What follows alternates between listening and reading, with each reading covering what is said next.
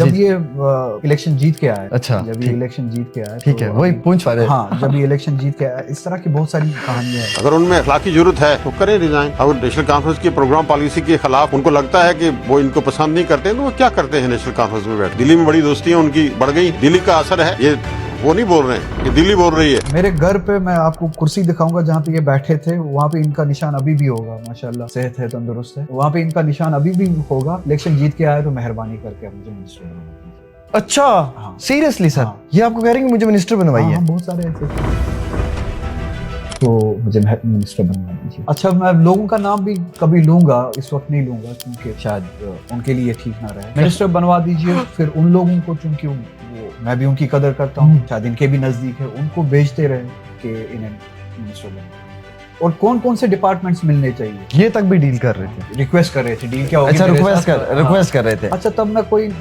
तब ये नहीं था कि ये कौन है। इससे ज्यादा अब मैं डिटेल में जाऊंगा नहीं क्या हुआ।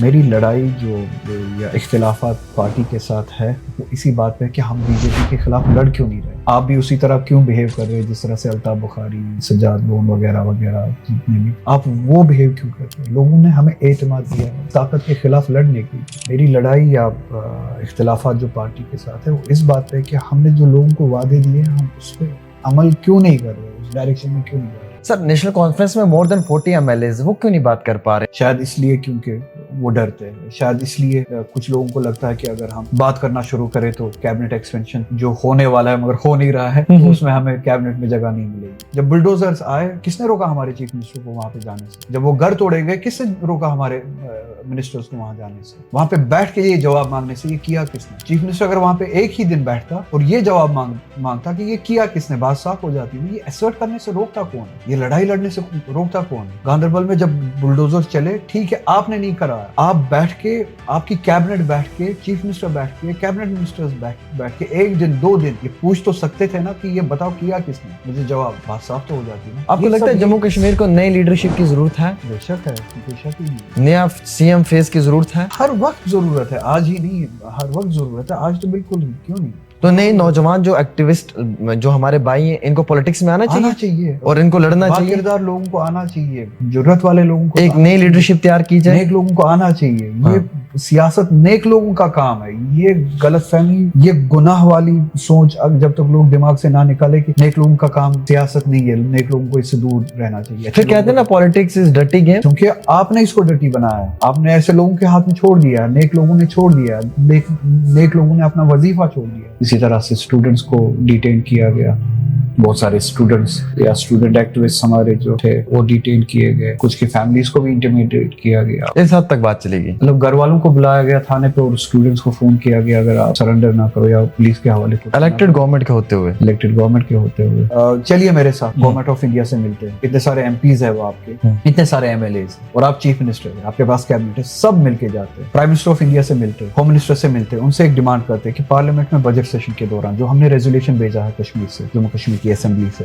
उस रेजोल्यूशन पे हम डिमांड करते हैं कि पार्लियामेंट में डिस्कशन। इतना तो कर ही सकते हैं, एक स्टेप तो उठा ही सकते हैं, हो सकता है। इतना भी नहीं करना। अगर वो सारी पार्टी एक तरफ अपने एजेंडा से मुकर रही है, अपने मैनिफेस्टो से मुकर रही है, लोगों के मैंडेट से मुकर रही है, अपने प्रोमिसेस से मुकर रही है, मगर चूंकि वो सब के सब एक साथ है और जमात में और झुंड में है, तो वो पार्टी लाइन है। मैं यहाँ से एक तरफ अकेला हूँ, मगर पोल प्रोमिसेस, लोगों के साथ वादे जो किए उस पर काम कर रहा हूँ, पार्टी का जो एजेंडा है उस पर काम कर रहा हूँ, पार्टी की जो आइडियोलॉजी है उस पर काम कर रहा हूँ, मैनिफेस्टो याद दिला रहा हूँ। और उसी वजह से मेरी जो इख्तिलाफात होते हैं पार्टी के साथ, क्योंकि मैं अकेला हूँ, बावजूद इसके कि मैं पार्टी एजेंडा पे, पार्टी पॉलिटिक्स पे, ये पार्टी प्रोमिसेस पे, पार्टी आइडियोलॉजी भी और पोल प्रोमिसेस पे काम कर रहा हूँ और याद दिला रहा हूँ, मगर चूंकि मैं अकेला हूँ इससे मैं पार्टी लाइंस के खिलाफ। ये किस तरह का इंसान है? हिंदुस्तान जो मेरा मुल्क है वहाँ पे एक नेशनल सॉन्ग लिखा है, तो या तो मुझे वो नेशनल सॉन्ग गाना है और नेशनल सॉन्ग गा के अपने अकीदे के खिलाफ जाना है, जो कि बहुत बड़ा गुनाह, शिर्क करना मेरे, या तो मुझे अकीदे पे अमल करना है और ये कहना है कि ये मैं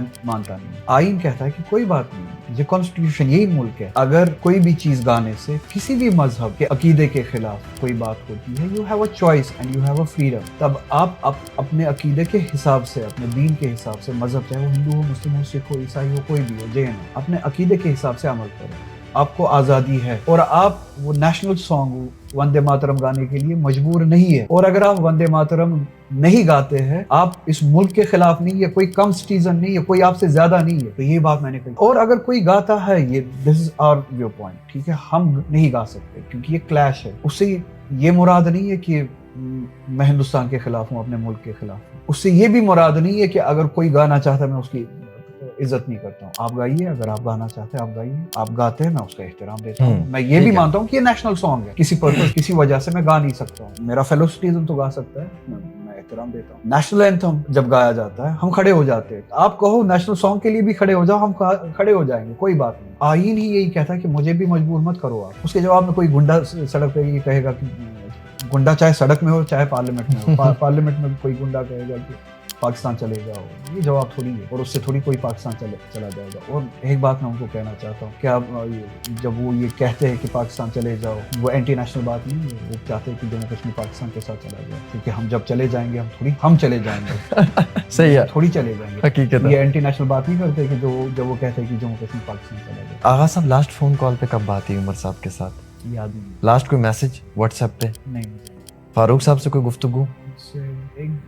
एक दो महीने पहले, 2-3 महीने। कहा उन्होंने आपको कि ये क्या कर रहे हैं आप? खैर खबर पूछी, इससे ज्यादा कोई बात नहीं। उमर साहब और बीजेपी के बीच में आपको लगता है सब ठीक चल रहा है? उनकी बातों से तो वही लगता है कि वजीर आजम साहब, आपने देखा होगा मौसम ने भी आपका साथ दिया। आसमान में एक बादल का तिनका नहीं। ठंड जरूर है लेकिन धूप की कमी नहीं। बेशक बाहर ठंड क्यों ना हो, लेकिन हमारे दिलों में गर्मी की कोई कमी नहीं। सब ठीक है। उन्होंने खुद कहा, मैं नहीं कह रहा हूँ, उन्होंने खुद कहा कि अगर ये चाहते तो मुझे झुकाते। हाँ, घुटनों पे टेका देते। हाँ, इन्होंने मुझे अपने घुटनों पे नहीं लाया क्योंकि चंद पैसे दे दिए। हाँ, दे दिए। पहले के मुकाबले अच्छा फंड दिया।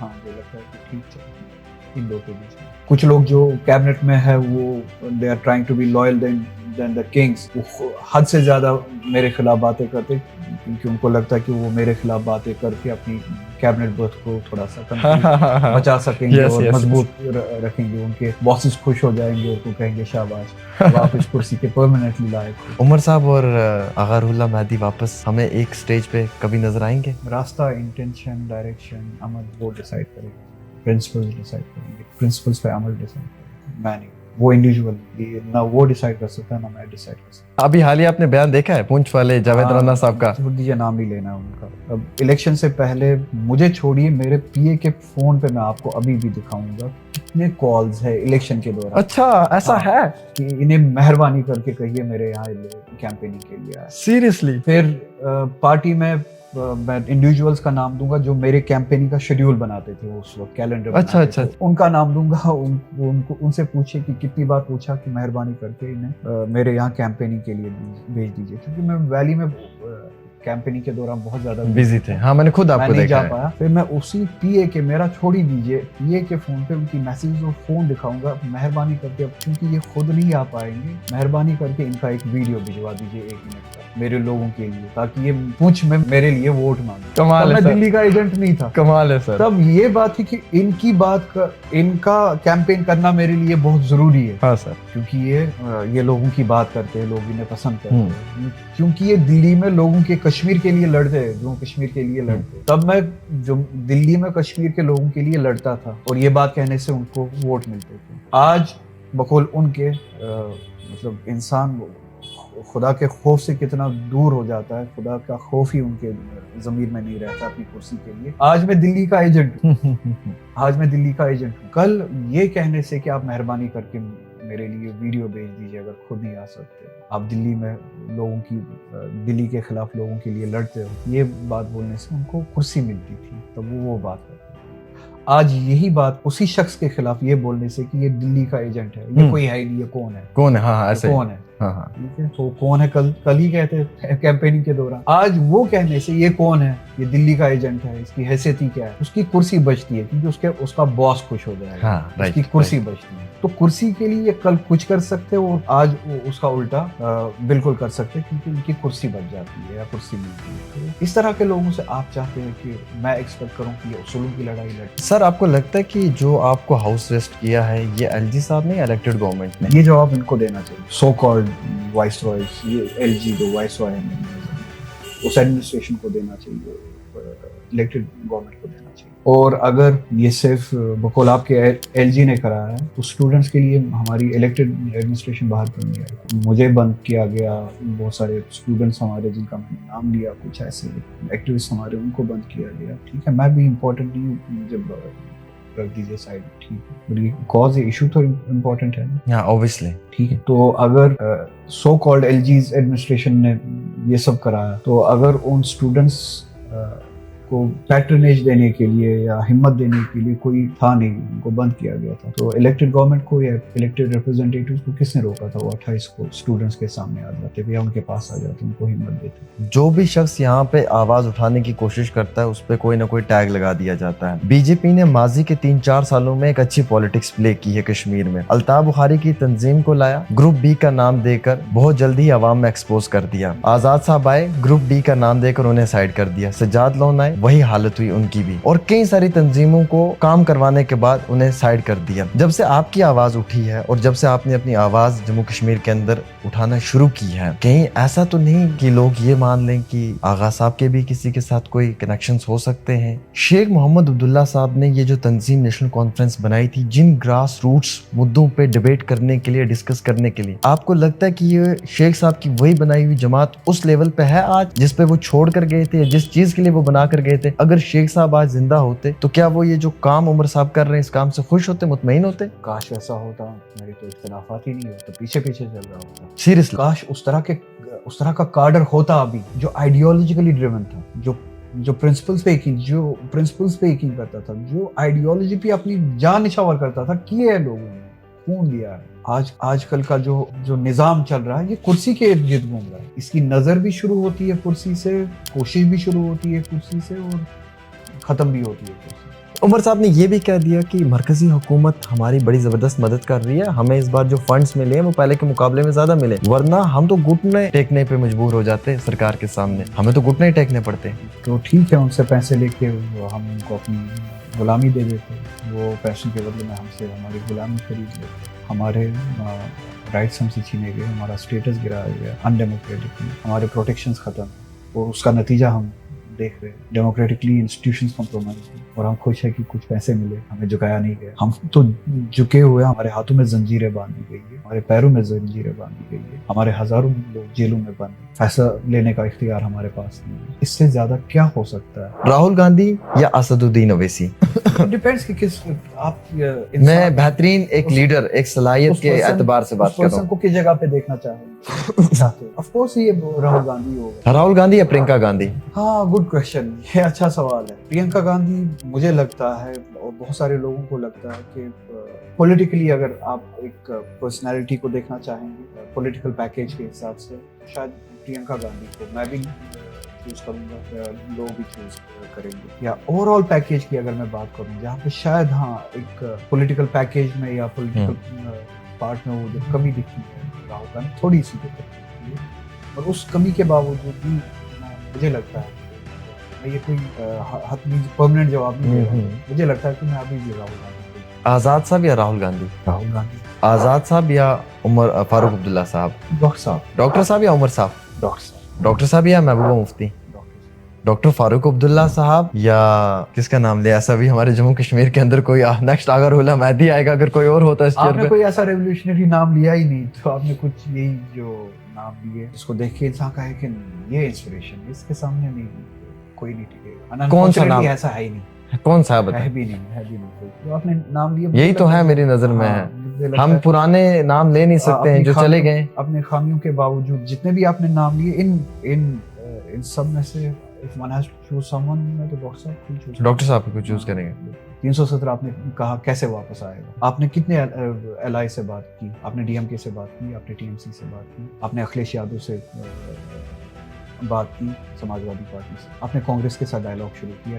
इस बात पर। ठीक है, वो आपसे कहेंगे कि हम 370 के हवाले से शायद इस तरीके से बात नहीं कर सके, विच आई डोंट एग्री।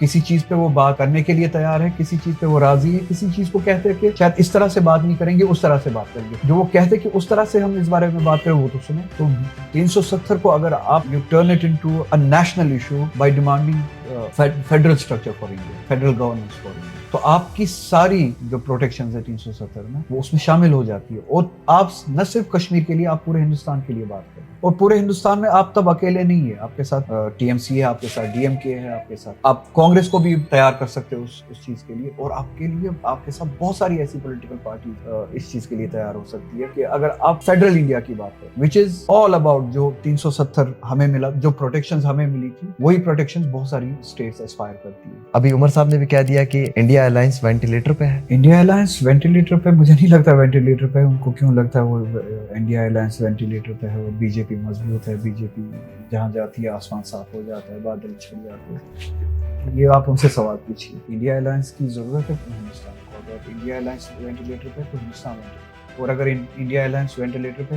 ये पार्ट है ना इंडिया अलायंस के, उसको वेंटिलेटर से निकालने के लिए कर क्या रहे हैं, उसको ठीक करने के लिए ये क्या कर रहे हैं? या वेंटिलेटर पे अगर ये देख ले तो ये खुश है कि मर जाएगा, ताकि बीजेपी खुश हो। अच्छा, रिजर्वेशन ये तो हमें समझ आ रही है, लेकिन बड़ा मुद्दा ये है सर कि एम्प्लॉयमेंट जनरेशन ही नहीं है, हमारे पास रोजगार ही नहीं है। रिजर्वेशन आप दे देंगे, रिजर्वेशन हम ले लेंगे, ये तो रिजर्वेशन तो बड़ा इंपॉर्टेंट है, बट एम्प्लॉयमेंट जनरेशन का भी तो होना जरूरी है, क्वालिटी एजुकेशन का भी तो होना सवाल जरूरी यही है ना।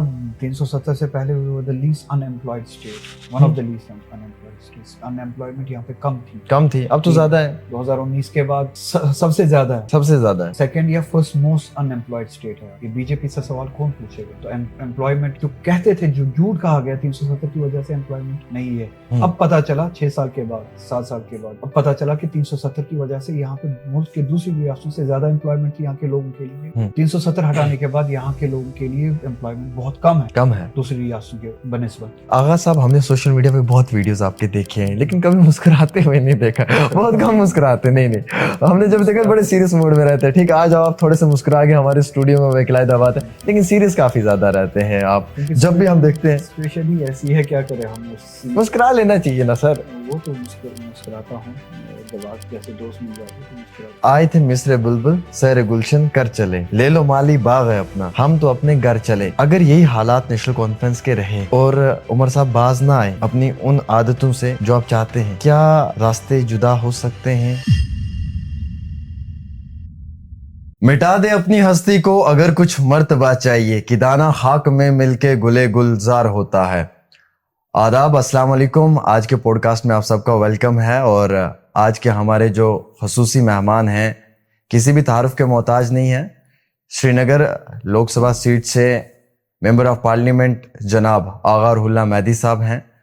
कई सारे अहम तरीन सवालात इनसे करेंगे। और जो हमारा पॉडकास्ट लॉन्च हुआ है और हमारे पहले यानी कि इस पॉडकास्ट के गेस्ट भी आगा साहब ही हैं। ये हमारा ज़ाती फैसला था और हमारे फैसले के साथ साथ हमारी टीम का फैसला भी था।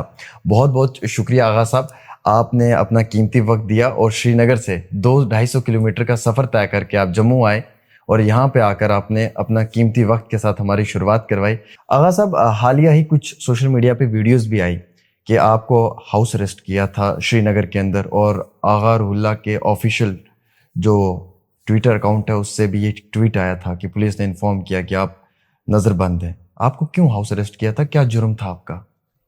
जुर्म यही था कि 1 साल से भी ज़्यादा वक्त गुजर चुका है। हमारे बच्चों की जो बहुत ही चैलेंजिंग सिचुएशन है रिजर्वेशन के हवाले से, 1 साल के दौरान कितने सारे पोस्ट एडवर्टीजमेंट्स निकले, चले गए, कितने हमारे स्टूडेंट जो है वो और या एस्पिरेंट जो है वो ओवर एज हो चुके होंगे, उनकी अपॉर्चुनिटी अब लाइफ लॉन्ग ख़त्म हो गई, लाइफ टाइम के लिए ख़त्म हो गई।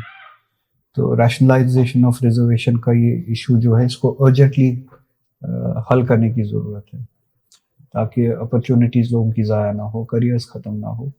और इसी चीज़ को अर्जेंटली डील करने के लिए मैं कोशिश करता आ रहा हूँ। ये सभी स्टूडेंट्स कोशिश करते आ रहे हैं कि इसको अर्जेंटली गवर्नमेंट जो है प्रायोरिटी पे हल करे, मसला हल हो। मैं अब सीक्वेंस ऑफ इवेंट्स को फिर से यहाँ पे दोहराऊंगा नहीं। तो फिर स्टूडेंट्स ने ये फैसला किया था कि हम 28 को श्रीनगर में बैठेंगे और एक बार फिर मुतालबा करेंगे हुकूमत से कि इस हवाले से जो है फैसला लिया जाए, जल्द से जल्द लिया जाए। तो I have already promised them, उस वादे के हिसाब से जब भी जहाँ पे भी उनको मेरी ज़रूरत होगी इस हवाले से मैं अपने आप को पेश रखूँगा। उसी तरह 28 को भी मैंने कहा था कि मैं स्टूडेंट्स के साथ आऊँगा, I will sit with them. उनने आखिर में फैसला किया कि हम पोलो व्यू में बैठेंगे। मैंने कहा ठीक है, मैं पोलो व्यू में ही आता हूँ उनके साथ बैठने, ताकि इस बात को सुना जाए और हल किया जाए। तो लोगों को लगा कि हमें घर से बाहर आने नहीं दिया जाना चाहिए।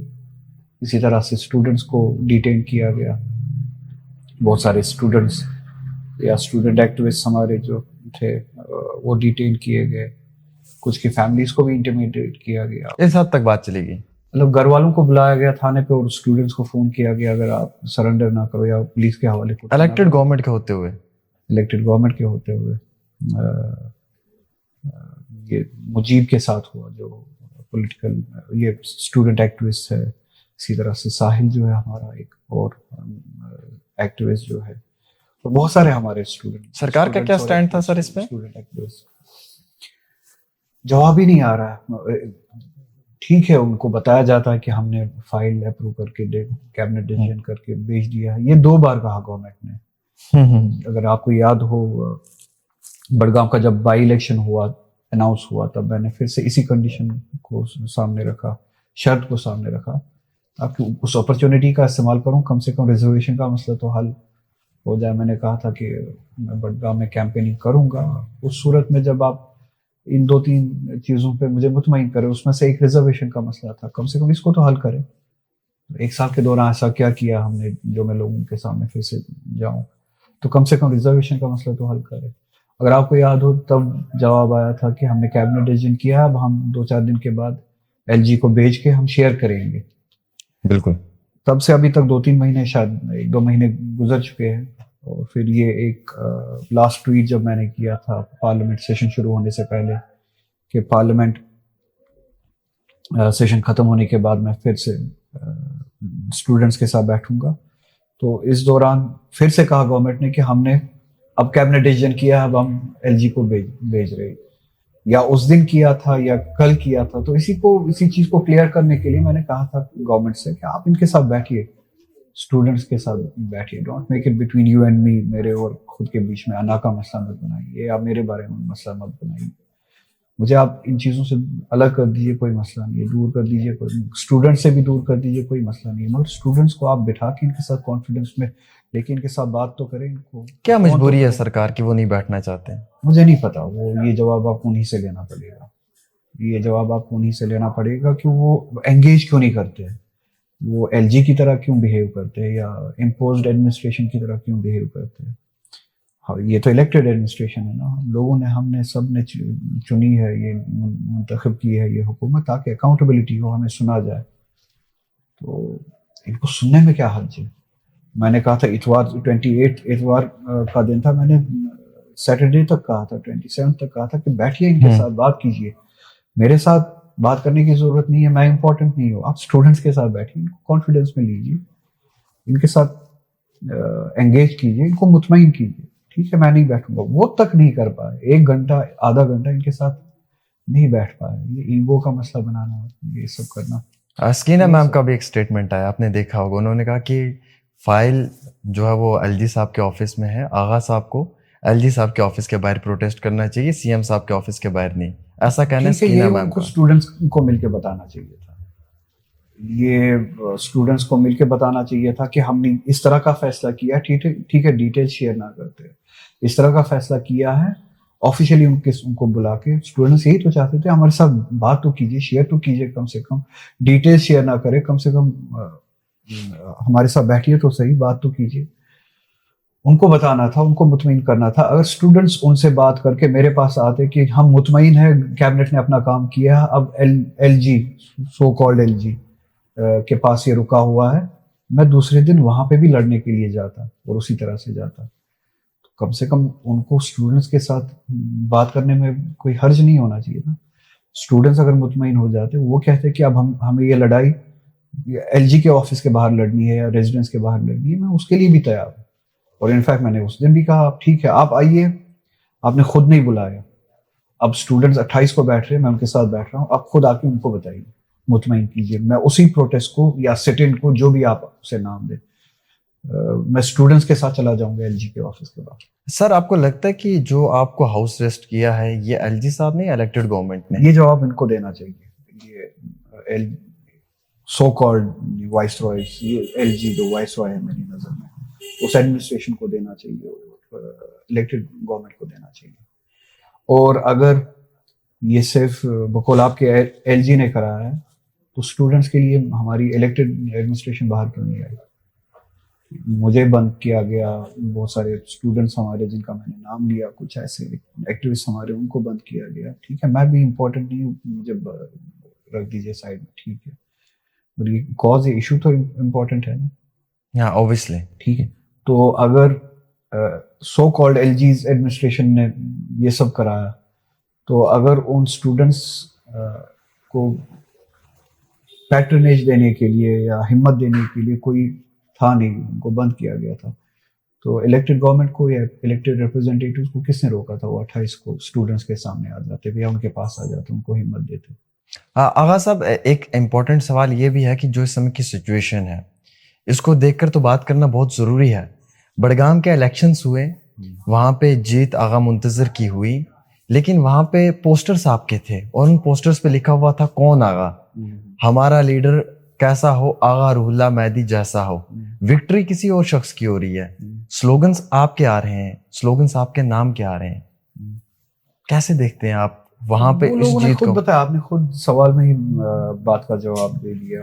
वो लोगों ने खुद बताया, वो मैसेज थी दोनों तरफ, जिनने जीता उनकी तरफ भी मैसेज थी, उस पार्टी की तरफ भी मैसेज थी कि आपका वोट नहीं है, आपके लिए वोट नहीं है, आप बाय डिफॉल्ट एक बेनिफिशरी है एक सिचुएशन के, तो आप उसी पे खुद को सेटिस्फाई कीजिए। उससे ज़्यादा इस चीज़ को ओवर एसेस करने की ज़रूरत नहीं है। तो सिचुएशन की रियलिटी लोगों ने उनको बताई, वो दूसरी तरफ भी message the. At the end it's not about me, ये मेरे बारे में नहीं है, सब कुछ मेरे बारे में नहीं है। उस पार्टी ने जिनको वो जवाब दिया गया, जिनको वोट मिला 2014 में, उन्होंने यही सारी गलतियां की। उन्होंने ट्रस्ट के साथ खिलवाड़ किया, बीजेपी के साथ जाके इलेक्शंस में वोट लिया बीजेपी के खिलाफ। इलेक्शन के बाद ही पीडीपी चली गई फिर बीजेपी के साथ, उसी वोट को बेच के, और उसका नतीजा खमियाजा हम आज भी भुगत रहे हैं। और उसका नतीजा तो उनके सामने है। तो लोग, और मैं जो कहना चाहता हूँ, लोगों ने अगर 2024 में फिर से पॉलिटिकल एस्टेब्लिशमेंट में से किसी पार्टी पे यकीन किया, भरोसा किया ये इतना बड़ा मैंडेट देके, तो उस पार्टी के लिए बहुत ज़्यादा ज़रूरी है, नेशनल कॉन्फ्रेंस को ये मैंडेट मिला तो बहुत ज़्यादा ज़रूरी है कि वो इस मैंडेट की कदर करे, इस ट्रस्ट को बचाए रखे, इसकी कदर करे, वो ना करे जो पीडीपी ने किया 2014 में। अगर इस ट्रस्ट के साथ भी उसी तरह का बिट्रेयल होगा, गद्दारी होगी जो 2014 में पीडीपी ने की, तो पॉलिटिकल एस्टैब्लिशमेंट से ही यकीन खत्म हो जाएगा लोगों का। तो मुझसे ज्यादा ये it's all about the people's aspiration, political agenda जो लोगों का है, और उसके लिए जो ट्रस्ट देते हैं लोग, उस ट्रस्ट के वैल्यू का या उसकी कदर का, उस पर अमल का। तो ये बाई इलेक्शंस या जो आप ये वाक़ा बता रहे बड़गाम का, तो अगर लोग इस तरह से एसेस करें, मेरी जात को बाहर निकाल के इस तरह से एसेस करें, तो शायद समझ पाए। जिनके खिलाफ वोट पड़ा उनको बताया गया कि 1 साल पहले ही आपको प्रिंसिपल्स पे वोट दिया गया था, हमने आप पे भरोसा किया था, आप उस रास्ते से दूर भाग रहे हो, तो हमें फॉर ग्रांटेड ना ले। जो आपको कुर्सी पे बिठा सकता है वही कुर्सी से उतार भी सकता है। इस तरह से अगर एसेस करें, जिनके हक में वोट पड़ा, जो आपने सिचुएशन बताई, वो सिचुएशन बना के लोगों ने उनको बताया कि आपकी हकीकत हमारे लिए अभी भी वही है और हमेशा वही रहेगी, कि जिनकी वजह से हम जो भुगत रहे हैं आज आपकी वजह से भुगत रहे हैं। 2014 से लेके फिर जो 2018 तक आप लोग उनके कारनामे थे, आपकी हकीकत वही है और हमने भुगता है आपकी वजह से, और आज भी भुगत रहे हैं। मगर ये जो आज आपको ये वोट मिला, इससे आप ये नतीजा ना निकाले कि ये आपके लिए था, आपकी वैलिडेशन थी। ये सिचुएशन के आप बेनिफिशरी थे, उससे ज्यादा कुछ नहीं है। बाकी वो हकीकत अपनी जगह है। जो कश्मीर के लोग भुगत रहे वो आपकी वजह से भुगत रहे, और आपने जो ट्रस्ट के साथ खिलवाड़ किया वो कश्मीर कभी भूलेगा नहीं। तो central theme is the trust of the people. जो लोगों का भरोसा मिलता है, मैंडेट मिलता है, उसकी कदर करनी चाहिए। आगा साहब, अगर रिजर्वेशन का मुद्दा सॉर्ट आउट हो जाए, सरकार इस मुद्दे को आपके कहने पे बिल्कुल रिजॉल्व कर दे, 200 यूनिट बिजली भी मिल जाए, 12 गैस सिलेंडर भी मिल जाए, और छोटे मोटे मैनिफेस्टो के जो वादे हैं वो सरकार पूरा कर दे, तो क्या आप वापस उमर अब्दुल्ला के साथ एक ही मंच पे खड़ा होना पसंद करेंगे, या फिर भी पार्टी लाइन से हटकर जो है वो आप काम करेंगे, जिसकी वजह से शायद आपकी पार्टी अनकंफर्टेबल भी फील कर सकती है? मेरे कहने के मुताबिक से नहीं, लोगों के चाहने के मुताबिक से चीजों को हल करें। मैं इम्पोर्टेंट नहीं हूँ, और पार्टी मैनिफेस्टो के, पार्टी एजेंडा और आइडियोलॉजी के हिसाब से काम करें। और जो ये आपने लास्ट में लाइन कही ना कि पार्टी लाइन से हट के आप कंटिन्यू करेंगे, आप पार्टी लाइन पे वापस आएंगे, तो एसेस कीजिए एक चीज, मेहरबानी करके आप सभी से गुजारिश है। क्या मैं पार्टी लाइन से बाहर हूँ, पार्टी लाइन्स के खिलाफ हूँ, या बाकी की सारी जमात पार्टी लाइन्स के? मेरे इख्तिलाफात ही यही है कि आप पार्टी लाइन से बाहर जा रहे हैं। अब पार्टी लाइन से मैं अलग इसलिए दिख रहा हूं क्योंकि मैं अकेला हूं। सो ये तो फिर ज्यादती है कि आपको नंबर्स पे तोला जाएगा, उसूलों पे नहीं। अगर वो सारी पार्टी एक तरफ अपने एजेंडा से मुकर रही है, अपने मैनिफेस्टो से मुकर रही है, लोगों के मैंडेट से मुकर रही है, अपने प्रोमिसेस से मुकर रही है, मगर चूंकि वो सब के सब एक साथ है और जमात में और झुंड में है, तो वो पार्टी लाइन है। मैं यहां से एक तरफ अकेला हूं, मगर पोल प्रोमिसेस, लोगों के साथ वादे जो किए उस पर काम कर रहा हूं, पार्टी का जो एजेंडा है उस पर काम कर रहा हूं, पार्टी की जो आइडियोलॉजी है उस पर काम कर रहा हूं, मैनिफेस्टो याद दिला रहा हूं। और उसी वजह से मेरी जो इख्तिलाफात होते हैं पार्टी के साथ, क्योंकि मैं अकेला हूं, बावजूद इसके कि मैं पार्टी एजेंडा पे, पार्टी पॉलिटिक्स पे, या पार्टी प्रोमिसेस पे, पार्टी आइडियोलॉजी भी और पोल प्रोमिसेस पे काम कर रहा हूं और याद दिला रहा हूं, मगर चूंकि मैं अकेला हूं इसलिए मैं पार्टी लाइन के खिलाफ। ये किस तरह का इंसाफ है? इसलिए ये अगर इस तरह से लोग एसेस करना शुरू करें तो फिर तो बददियानती आम हो जाएगी। क्योंकि अगर झुंड में लोग बददियानती करे तो बददियानती जस्टिफाई हो जाती है। अगर अकेला इंसान दियानत के साथ काम करे मगर चूंकि अकेला है तो वो गलत है। तो नंबर से आप सही और गलत का इसका डिसीजन लेंगे, तयन करेंगे, नंबर्स नहीं। आप मेरी सियासत में या जो मैं कर रहा हूँ इसमें आप मुझे बताइए कि मैं पार्टी के आइडियोलॉजी के खिलाफ कहाँ पे जा रहा हूँ, पार्टी के पॉलिटिकल एजेंडा के खिलाफ कहाँ पे जा रहा हूँ, पार्टी के मैनिफेस्टो के खिलाफ कहाँ पे जा रहा हूँ, पार्टी के वादों के खिलाफ कहाँ पे जा रहा हूँ। अगर किसी एक अकाउंट पर मैं कहीं पर पार्टी के इन चीजों के खिलाफ जा रहा हूँ, आप तब मुझे कहिए कि मैं पार्टी लाइन से बाहर हूँ। मगर आपके या किसी भी मैं कह सकते हैं कोई इसलिए कह पा रहा है क्योंकि मैं अकेला हूं, और अगर दूसरी तरफ से पार्टी आइडियोलॉजी के खिलाफ काम हो रहा है, एजेंडा के खिलाफ काम हो रहा है, पार्टी प्रोमिसेस, पोल प्रोमिसेस को लोगों के साथ जो वादे किए हैं उसको बुलाया जा रहा है, मैनिफेस्टो को बुलाया जा रहा है, क्योंकि वो झुंड में कर रहे हैं इसलिए सही है। सर, नेशनल कॉन्फ्रेंस में मोर देन 40 एमएलएज, वो क्यों नहीं बात कर पा रहे? आप अकेले एक एमपी, ये उनसे आप सवाल कीजिए, ठीक है, मैं उनका जवाब नहीं दे सकूंगा। मैं कयास लगा सकता हूँ, कयास सही भी हो सकता है, गलत भी हो सकता है। शायद इसलिए क्योंकि वो डरते हैं, शायद इसलिए कुछ लोगों को लगता है कि अगर हम बात करना शुरू करें तो कैबिनेट एक्सपेंशन जो होने वाला है मगर हो नहीं रहा है, तो उसमें हमें कैबिनेट में जगह नहीं मिलेगी। कुछ लोग जो कैबिनेट में है वो they are trying to be loyal than the kings, वो हद से ज्यादा मेरे खिलाफ बातें करते क्योंकि उनको लगता है कि वो मेरे खिलाफ बातें करके अपनी कैबिनेट बर्थ को थोड़ा सा बचा सकेंगे और मजबूत रखेंगे। उनके बॉसेस खुश हो जाएंगे, उनको कहेंगे शाबाश आप इस कुर्सी के परमानेंटली लायक हो। तो और इस तरह के लोग भी, कुछ जो भी मिनिस्टर्स हैं, उनको मैं याद दिलाना चाहूँगा, जो हमारे जम्मू रीजन से ही बातें करते हैं, पुंछ से। इलेक्शन से पहले अभी हाल ही आपने बयान देखा है पुंछ वाले जावेद राणा साहब का? छोड़ दीजिए, नाम नहीं लेना उनका। अब इलेक्शन से पहले, मुझे छोड़िए, मेरे पीए के फोन पे मैं आपको अभी भी दिखाऊंगा कितने कॉल्स है इलेक्शन के दौरान। अच्छा, ऐसा हाँ, है कि इन्हें मेहरबानी करके कहिए मेरे यहाँ कैंपेनिंग के लिए आए। सीरियसली? फिर पार्टी में मैं इंडिविजुअल्स का नाम दूंगा जो मेरे कैंपेनिंग का शेड्यूल बनाते थे उस वक्त, कैलेंडर अच्छा बनाते अच्छा थे।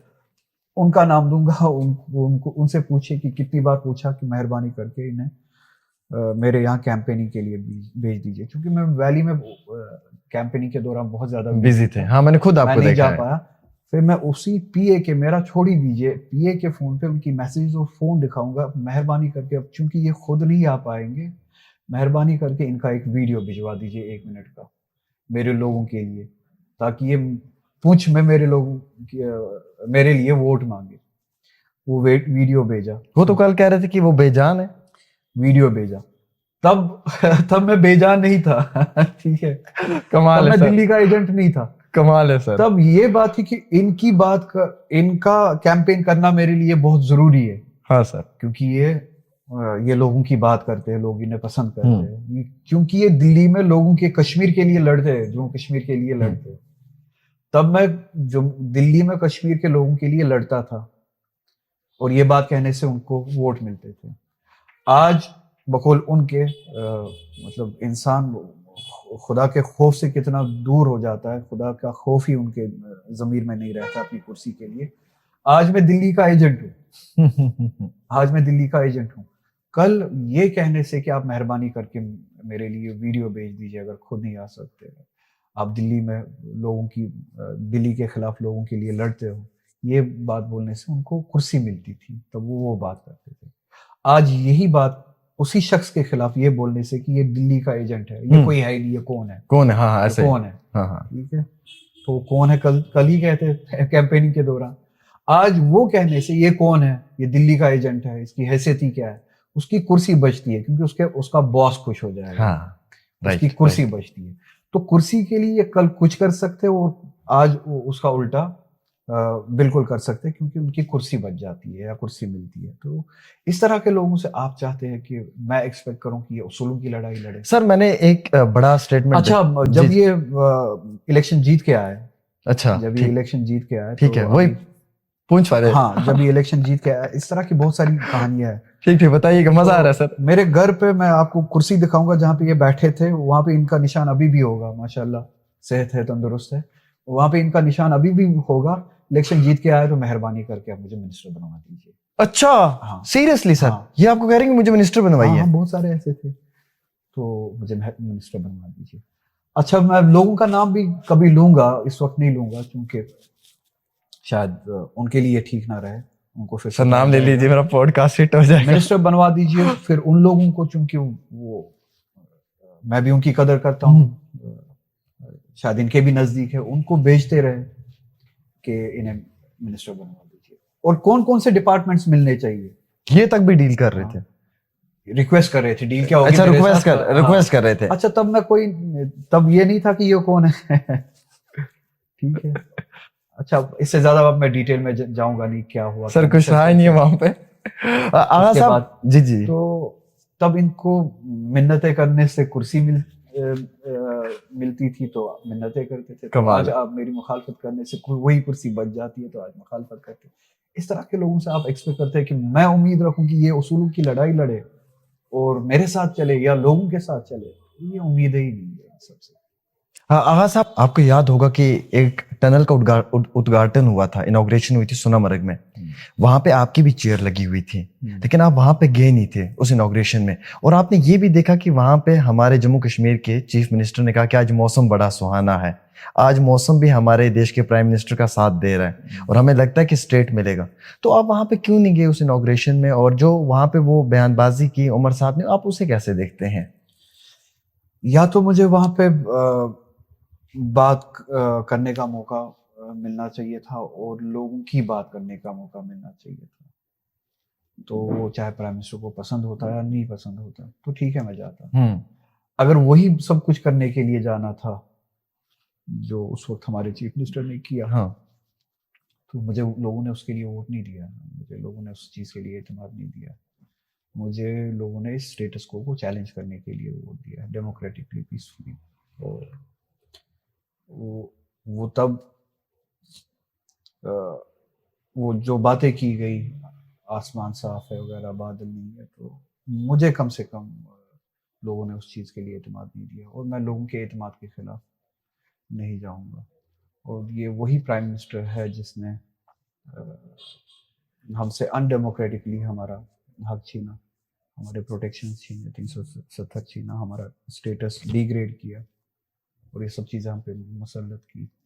तो या तो वहाँ पे उन चीज़ों के खिलाफ लोगों की रिप्रेजेंटेशन का मौका मिलना चाहिए था, जो मुझे बताया गया कि नहीं मिलेगा। तो मुझे कोई किसी का इस्तेकबाल करने का या किसी का चेहरा देखने का कोई शौक़ नहीं था, किसी की तारीफ़ें करने का कोई शौक़ नहीं था। तो इन सब से बड़ी बात, अहम जिम्मेदारी हमारी ये है कि to represent the aspirations of the people, to represent the sentiment of the people जिनसे आपने वोट लिया। तो इसी वजह से सर वोट 370-35A के नाम पे लिया था, लेकिन अभी तक 370-35A की बात नहीं हो रही है सर। सिर्फ कह रहे हैं कि स्टेट दे दीजिए तो हम सारे वादे पूरे कर देंगे। वो उस वाले सवाल का जवाब है कि अगर रिजर्वेशन का मसला हो, 220 यूनिट्स वगैरह, ये उसका जवाब है कि मेरी लड़ाई जो है ये नहीं, जम्मू कश्मीर के लोगों ने इन सब चीज़ों के लिए वोट नहीं दिया। ये मेरा सवाल है इनसे कि अगर आपने मैनिफेस्टो में, हम सभी ने मैनिफेस्टो में 200 यूनिट्स का वादा किया था, उस पर अमल करना चाहिए। आपने मैनिफेस्टो में इन चीज़ों का वादा किया था रूटीन गवर्नेंस के हवाले से, उस पर आपको अमल करना चाहिए, या तो प्रॉमिस ही नहीं करना था। वो चीज़ें अपनी जगह है, रूटीन गवर्नेंस अपनी जगह है, रिजर्वेशन एक अर्जेंट इशू है क्योंकि इसका असर जनरेशंस पे पड़ेगा। उसकी अहमियत समझ के उस पर मैं बहुत जोर दे रहा हूँ, मगर मसला इससे बढ़कर है। 370 और 35A वगैरह का जो पॉलिटिकल मैंडेट है लोगों का, जिसके लिए वोट दिया है, हाँ, हमसे जो प्रोटेक्शन छीनी गई, हम तब तक स्टेटस को के खिलाफ है जब तक वो प्रोटेक्शन हमें ना मिले, और कोई भी चीज उससे नीचे सरेंडर, हम वो सरेंडर करने के लिए तैयार नहीं। तो इन सब चीज़ों से, ये 200 यूनिट्स वगैरह वगैरह, गैस सिलेंडर से बहुत बड़ी जिम्मेदारी है हमारी और बहुत बड़ी लड़ाई है। तो मैं उम्मीद करता था कि इमीडिएटली जिस तरह से पार्लियामेंट इलेक्शन जीतने के बाद मुझे मैंडेट मिला, मैंने उन्हीं लाइंस पे काम करना शुरू किया। उसी तरह से फिर असेंबली इलेक्शन जीतने के बाद पूरी पार्टी ही, फिर मैं अकेला नहीं हूँ, फिर पूरा इंस्टीट्यूशन, पार्टी, गवर्नमेंट, MLAs वगैरह, असेंबली, सब कुछ इंस्टीट्यूशनली फाइट करेगी रिटर्न के लिए। कैसे, मैंने वो बहुत सारे इंटरव्यूज में और पॉडकास्ट में वो बात एक्सप्लेन की है, मैं दोहराऊंगा नहीं। मैं बात इतनी कहूँगा कि हमारा असली मकसद जो है वोट का, जो जम्मू कश्मीर के लोगों ने हमें दिया, वो हमारे स्टेटस ऑफ प्रोटेक्शन की वापसी के लिए। जब तक पार्टी उस लड़ाई को नहीं लड़ेगी, ये सब कुछ ये सेकेंडरी है। वो तो कह रहे हैं सर, हमने रेजोल्यूशन असेंबली में पास कर दिया स्पेशल स्टेटस का। बहुत अच्छी बात है, वो रेजोल्यूशन पास किया, उसकी लैंग्वेज पे डिस्कशन हो सकता है, चलिए उसकी लैंग्वेज पे भी डिस्कशन नहीं करेंगे। उसके बाद क्या, हमें उस रेजोल्यूशन आपने भेजा, उसके बाद क्या हमें 100 साल तक इंतजार करना है कि उसका जवाब कभी आएगा या नहीं? तो अल्टरनेट क्या है सर? उसको पुश करने के लिए आपने क्या किया? चलिए मेरे साथ ही 370 वापस कैसे आ सकता है? मैंने इस पे बात की है, मैं फिर से वो नहीं दोहराऊंगा। चलिए मेरे साथ गवर्नमेंट ऑफ इंडिया से मिलते हैं, इतने सारे MPs है वो आपके, इतने सारे MLAs हैं, और आप चीफ मिनिस्टर है, आपके पास कैबिनेट है, सब मिलके जाते हैं, प्राइम मिनिस्टर ऑफ इंडिया से मिलते हैं, होम मिनिस्टर से मिलते हैं, उनसे एक डिमांड करते हैं कि पार्लियामेंट में बजट सेशन के दौरान जो हमने रेजोल्यूशन भेजा है कश्मीर से, जम्मू कश्मीर की असेंबली से, उस रेजोल्यूशन पे हम डिमांड करते हैं कि पार्लियामेंट में डिस्कशन हो। इतना तो कर ही सकते हैं, एक स्टेप तो उठा ही सकते हैं, हो सकता है। इतना भी नहीं करना है क्या? रेजोल्यूशन कर दिया, हमने रेजोल्यूशन की फाइल जो है LG के पास भेज दी, फिर LG की मर्जी जो करे वो करे, तब तक क्या? इसी तरह से रेजोल्यूशन हमने असेंबली से भेज दिया, फिर उसके बाद क्या? अगर वो उस पर कुछ कर नहीं रहे तो आप पुश तो करें।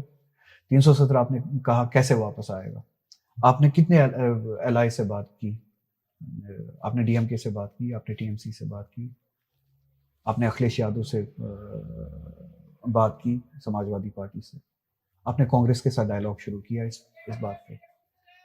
ठीक है, वो आपसे कहेंगे कि हम 370 के हवाले से शायद इस तरीके से बात नहीं कर सके, विच आई डोंट एग्री। किसी चीज पे वो बात करने के लिए तैयार है, किसी चीज पे वो राजी है, किसी चीज को कहते हैं कि शायद इस तरह से बात नहीं करेंगे, उस तरह से बात करेंगे। जो वो कहते हैं कि उस तरह से हम इस बारे में बात करें, वो तो सुने। तो 370 को अगर आप U turn it into a national issue bye demanding federal structure for India, federal governance for India, तो आपकी सारी जो प्रोटेक्शन है 370 में वो उसमें शामिल हो जाती है। और आप न सिर्फ कश्मीर के लिए, आप पूरे हिंदुस्तान के लिए बात कर रहे हैं। और पूरे हिंदुस्तान में आप तब अकेले नहीं है, आपके साथ टीएमसी है, आपके साथ डीएमके है, आपके साथ आप कांग्रेस को भी तैयार कर सकते हो उस चीज के लिए। और आपके लिए, आपके साथ बहुत सारी ऐसी पॉलिटिकल पार्टीज इस चीज के लिए तैयार हो सकती है कि अगर आप फेडरल इंडिया की बात करें, विच इज ऑल अबाउट जो 370 हमें मिला, जो प्रोटेक्शंस हमें मिली थी, वही प्रोटेक्शंस बहुत सारी स्टेट्स एस्पायर करती है। तमिलनाडु, केरला, तेलंगाना, बंगाल, नॉर्थ ईस्ट, जहाँ पे बहुत सारे स्टेट्स के पास बहुत हद तक है, पंजाब भी। क्या हम इनके साथ बैठे हैं, इन पार्टीज के साथ बैठे हैं? क्या हमने कोई कैनवसिंग की है, लॉबिंग की है, इंटरेक्शन किया है, रोड मैप बनाया है? कहीं पे पता चला है कि ये इस हद तक हमारे साथ आने के लिए तैयार है, इस हद तक शायद यहाँ पे इनकी कोई रिजर्वेशन है, उनको एड्रेस करे, उसकी लैंग्वेज पे हम बात करें, डिस्कशन। सर, कई सारी ऐसी भी पॉलिटिकल पार्टीज इनमें से हैं जिन्होंने अपना वोट दिया है 370 को हटाने के फेवर में। कौन सी ऐसी पॉलिटिकल पार्टी? आम आदमी पार्टी की बात कर लें, 2 आम आदमी पार्टी का नाम ही नहीं लिया। सर, वो भी तो अलायंस का पार्ट हो सकता है। ठीक है, वो अलायंस का पार्ट है, इस बात पे साथ नहीं आ सकते, ना आए। मगर मैंने बहुत सारे ऐसे फोर्सेस, बड़ी पॉलिटिकल पार्टीज का नाम लिया जो आपके साथ काम करने के लिए तैयार हो सकते हैं। सिर्फ अप्रोच करने की जरूरत है, अप्रोच करने की जरूरत है। ठीक है, वो कहेंगे कि हम 370 पर से हम इस पे बात ना कर सके। आप बताइए कि फेडरलिज्म पे हम बात करेंगे, आप फेडरल इंडिया पे आप बात समझ पा रहे हैं? हाँ, मैं समझ पा रहा हूँ। तो जो प्रोटेक्शंस हमें मिली थी state of Jammu and Kashmir को, जो हमारी आइडेंटिटी थी, पहचान थी, यही प्रोटेक्शंस बहुत सारी स्टेट्स मांग रही है आज। और कई सारी के पास स्पेशल है भी सर। और है भी, हिमाचल आपके बहुत ही नजदीक रियासत है, हिमाचल है, नॉर्थ ईस्ट की बहुत सारी रियासतें हैं जहाँ पे आज भी परमिट दे के हमें ट्रैवल करना पड़ता है। बिल्कुल। तो अगर आप बात करना शुरू करें तो 1000 रास्ते निकल सकते हैं। जब आप बात ही नहीं कर रहे, जब आप कोशिश ही नहीं कर रहे, आपका जवाब ये है कि जब तक बीजेपी है तब तक वापस नहीं आएगा। ठीक है, जब बीजेपी 10 साल तक रहेगी, 20 साल तक रहेगी, 20 साल तक आप इसकी बात ही नहीं करोगे, उसका मतलब ये है कि आप स्टेटस को लेजिटिमाइज करोगे, नॉर्मलाइज करोगे। 10 साल के बाद, 20 साल के बाद, 5 साल के बाद ही आपने स्टेटस को नॉर्मलाइज किया है। दूसरी फोर्स, जब आपने खुद चैलेंज नहीं किया, दूसरी फोर्स आके इस स्टेटस को क्यों चैलेंज करे? हाँ, ये बात तो सही है सर। वो क्यों चैलेंज करे? वो अपने लिए सरदर्द क्यों उठाए? जब जो असली पार्टी है, जिनको ये सरदर्द उठाना था, उसने ही नहीं उठाया, तो वो आके क्यों उठाया जब आपने नॉर्मलाइज किया है? तो दिस इज द टाइम, जिसने लिया है, चोर ने जब चोरी की है, दैट इज द टाइम आप शोर उठाओ। ठीक है, आपको चोर वापस नहीं देगा, but that is the time आप शोर उठाओ। चोर ने चोरी की है, उसका मतलब ये नहीं है कि चोर ने चोरी की है मैं शोर भी नहीं उठाऊंगा, मैं बात भी नहीं करूंगा। एग्जैक्टली। आप एफआईआर करने तो जाते हैं ना, जाते हैं, हमसाया से मिलने तो जाते हैं ना, कंप्लेंट तो अपनी करते हैं, ठीक ना, तो आप शोर तो उठाते हैं ना। अगर आप वो सब ना करें, 10 दिन के बाद, 10 साल के बाद, 5 साल के बाद होगा क्या?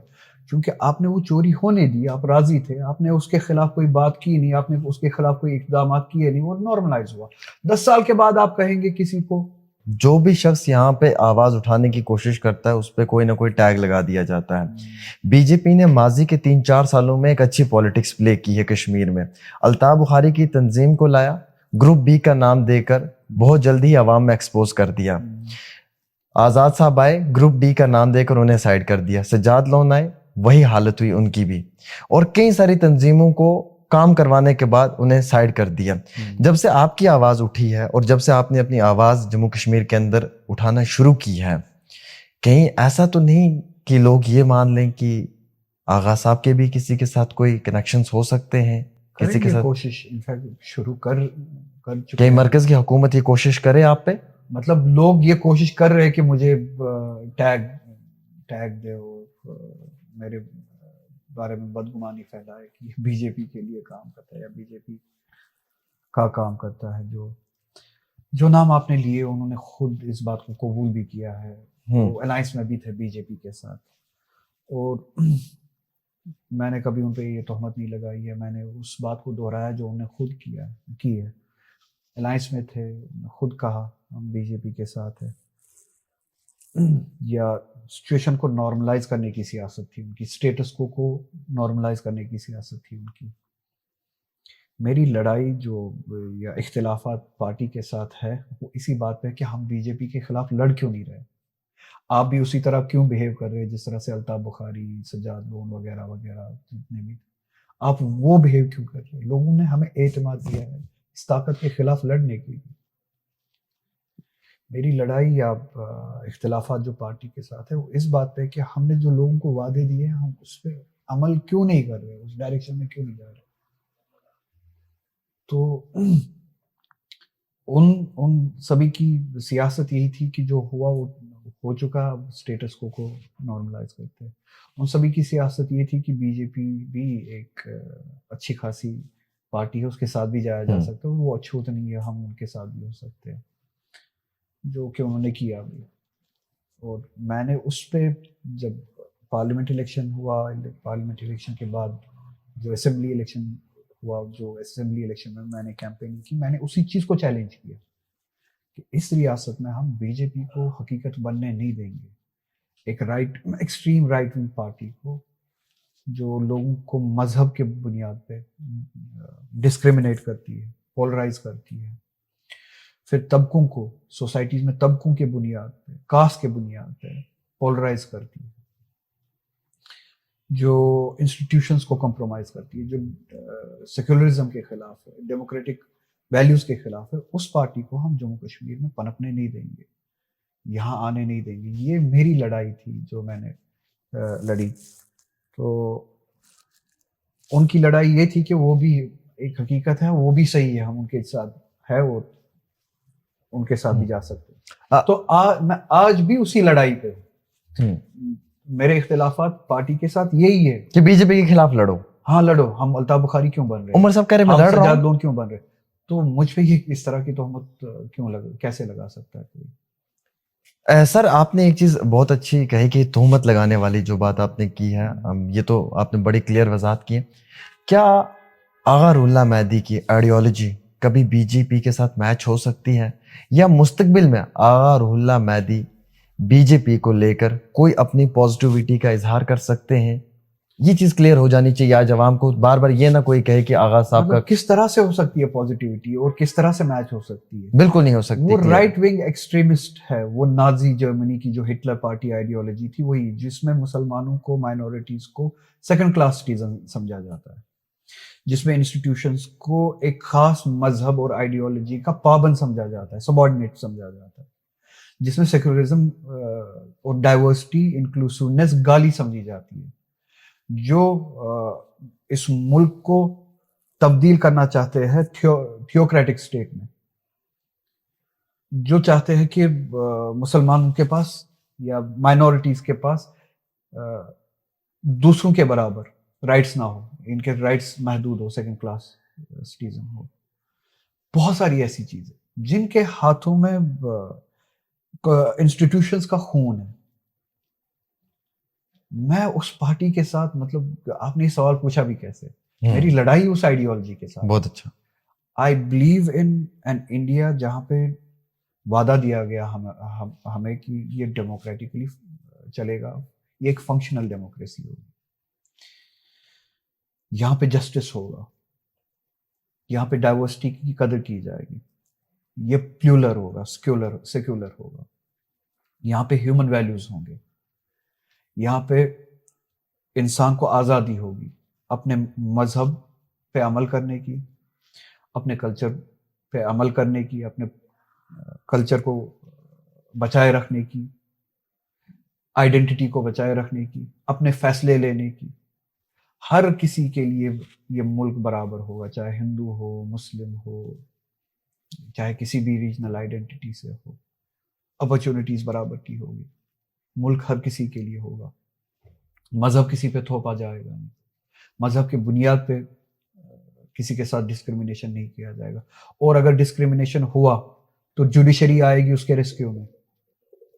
अगर गवर्नमेंट या एग्जीक्यूटिव कभी लोगों के साथ ज्यादती करना शुरू करे तो जुडिशरी पकड़ेगी।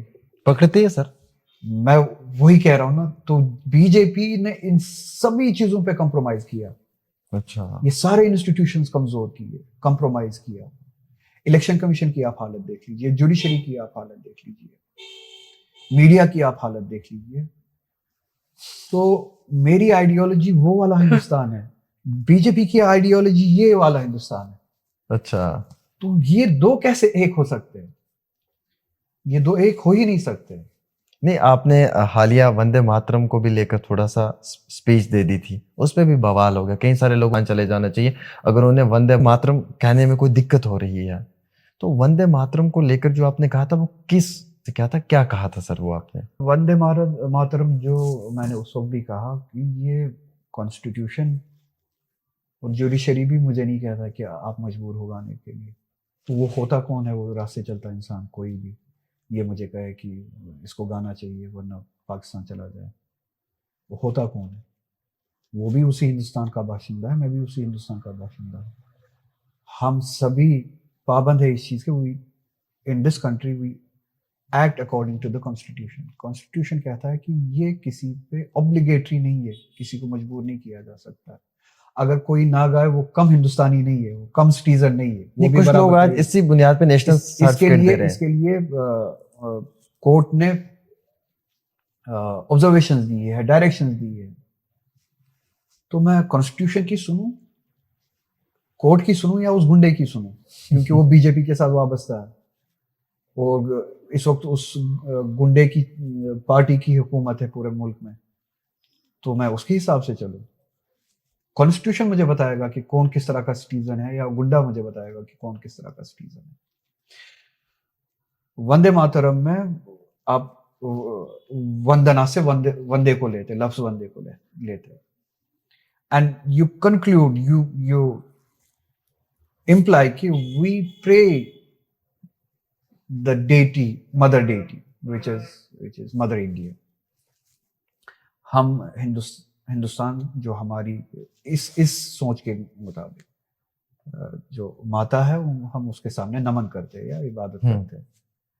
अच्छा, इस्लाम में इट्स अगेंस्ट दी शिर्क। हम कुरान में एक आयत है, ला तुश्रिक बिल्लाह इन्ना शिर्क लज़ुल्मुन अज़ीम। सबसे बड़ा जुल्म जो है वो शिर्क है। अल्लाह ताला के साथ किसी जात को शरीक ठहराना इबादत के लिए। तो तौहीद के तसव्वुर और तौहीद के अकीदे के खिलाफ है ये। अब मैं क्या करूं? मजहब कहता है कि, दीन कहता है कि शिर्क मत करो। हिंदुस्तान जो मेरा मुल्क है वहां पे एक नेशनल सॉन्ग लिखा है, तो या तो मुझे वो नेशनल सॉन्ग गाना है और नेशनल सॉन्ग गा के अपने अकीदे के खिलाफ जाना है, जो कि बहुत बड़ा गुनाह है शिर्क करना मेरे अकीदे के खिलाफ, अकीदे के मुताबिक। या तो मुझे अकीदे पे अमल करना है और ये कहना है कि ये मैं मानता नहीं हूं। तो आईन कहता है कि कोई बात नहीं है, मुझे कॉन्स्टिट्यूशन यही मुल्क कहता है कि कोई बात नहीं है। अगर ये कोई भी चीज गाने से किसी भी मजहब के अकीदे के खिलाफ कोई बात होती है, you have a choice and you have a freedom. तब आप अपने अकीदे के हिसाब से, अपने दीन के हिसाब से, मजहब चाहे वो हिंदू हो, मुस्लिम हो, सिख हो, ईसाई हो, कोई भी हो, जैन हो, अपने अकीदे के हिसाब से अमल करो। आपको आजादी है और आप वो नेशनल सॉन्ग वंदे मातरम गाने के लिए मजबूर नहीं है। और अगर आप वंदे मातरम नहीं गाते हैं, आप इस मुल्क के खिलाफ नहीं है, कोई कम सिटीजन नहीं है, कोई आपसे ज्यादा नहीं है। तो ये बात मैंने कही। और अगर कोई गाता है, ये this is our viewpoint, ठीक है, हम नहीं गा सकते क्योंकि ये क्लैश है किसी एक चीज। उससे ये मुराद नहीं है कि मैं हिंदुस्तान के खिलाफ हूं, अपने मुल्क के खिलाफ हूं। उससे ये भी मुराद नहीं है कि अगर कोई गाना चाहता है मैं उसकी इज्जत नहीं करता हूं। आप गाइए, अगर आप गाना चाहते हैं आप गाइए, मैं आप गाते हैं, मैं उसका एहतराम देता हूं। मैं ये भी मानता हूं कि ये नेशनल सॉन्ग है, किसी पर्पस किसी वजह से मैं गा नहीं सकता हूं, मेरा फेलो सिटीजन तो गा सकता है, मैं एहतराम देता हूं। नेशनल एंथम जब गाया जाता है हम खड़े हो जाते हैं। आप कहो नेशनल सॉन्ग के लिए भी खड़े हो जाओ, हम खड़े हो जाएंगे, कोई बात नहीं। मगर आईन ही यही कहता है कि मुझे भी मजबूर मत करो आप। उसके जवाब में कोई गुंडा सड़क पे ये कहेगा कि गुंडा चाहे सड़क में हो चाहे पार्लियामेंट में हो, पार्लियामेंट में कोई गुंडा कहेगा कि पाकिस्तान चले जाओ, ये जवाब थोड़ी है।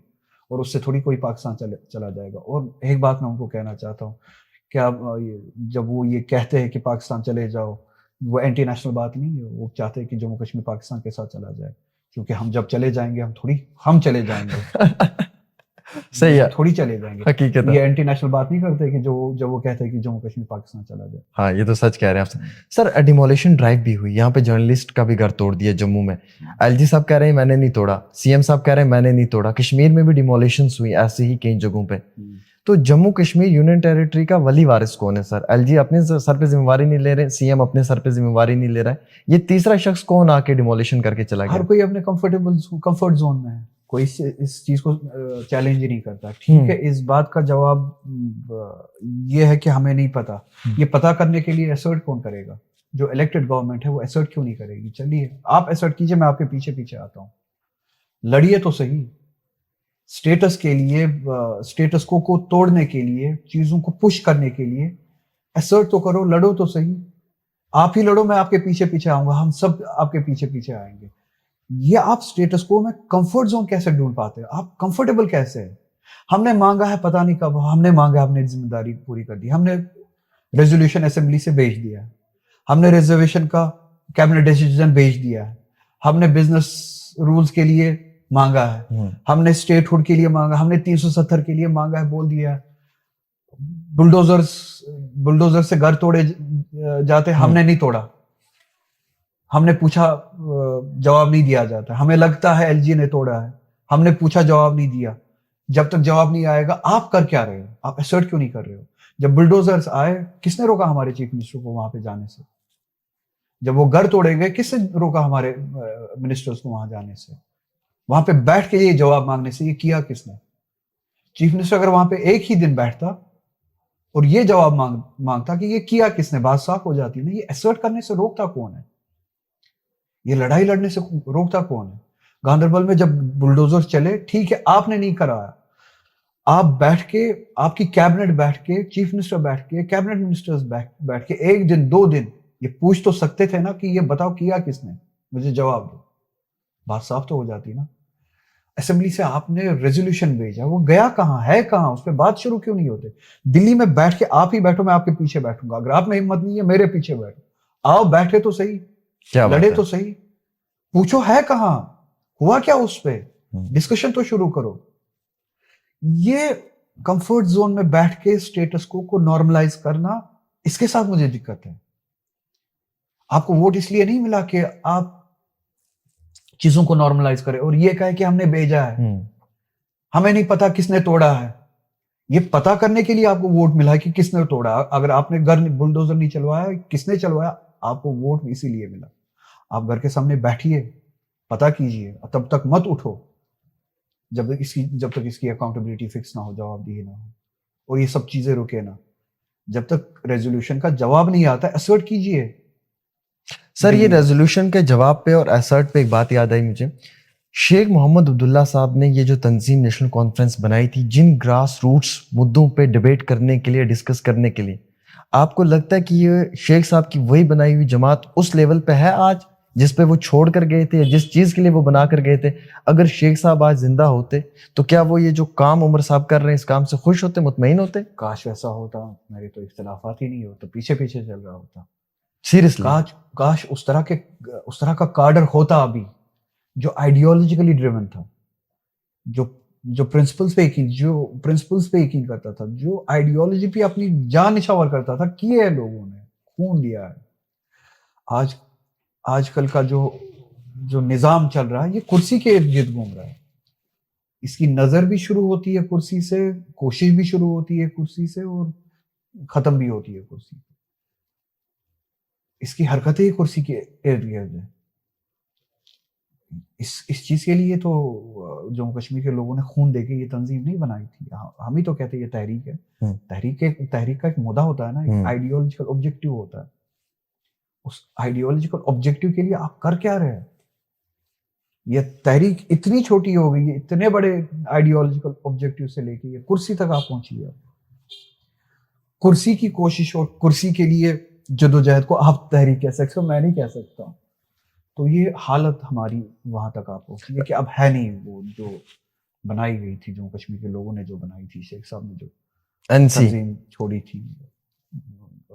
दिक्कत यह है, प्रॉब्लम यह है कि हम उससे कहीं दूर हैं, तो इसीलिए तो इख्तिलाफात हो। आगा साहब, आप तो रिजर्वेशन की एक जन्म लड़ाई लड़ रहे हैं, और आप अगर लड़ रहे हैं तो आप अपनी पार्टी के खिलाफ भी लड़ रहे हैं, लेकिन आपको नहीं लगता कि अपोजिशन के कुछ लोग इसका फायदा उठा रहे हैं? मैं मिसाल देना चाहूंगा, जैसे हालिया ही 2 MLAs ने या इल्तिजा मुफ्ती ने ट्वीट किया कि हमें भी हाउस अरेस्ट कर लिया है, तो वो अपनी सियासत चमकाने की कोशिश कर रहे हैं और आपको सामने रखकर आपके उस नाम के ऊपर वो अपना नाम बनाने की कोशिश कर रहे हैं, और इस अपोजिशन को ये मैं देख रहा हूँ, ये अपोजिशन को मौका मिल रहा है ना।